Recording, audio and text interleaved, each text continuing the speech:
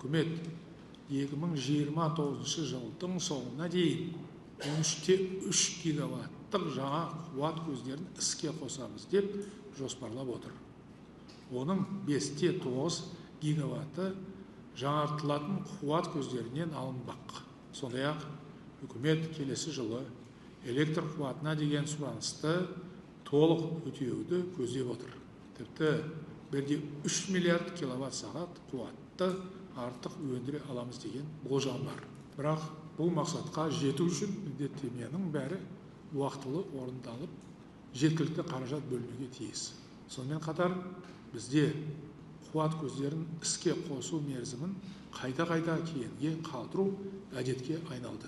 Мысалы, Алматыдағы 2 және 3 жылу электр орталығын жаңғырту мерзімі бірнеше рет шегерілді. Жұмыс әлі күнге дейін жүргізіліп жатыр. Сондықтан үкімет жоспарланған қуат көздерінің толық іске қосылуын қамтамасыз етуге тиіс. Бұдан былай соза беруге болмайды. Менің ойымша, мәселе нағыз энергетика мамандарының болмауында.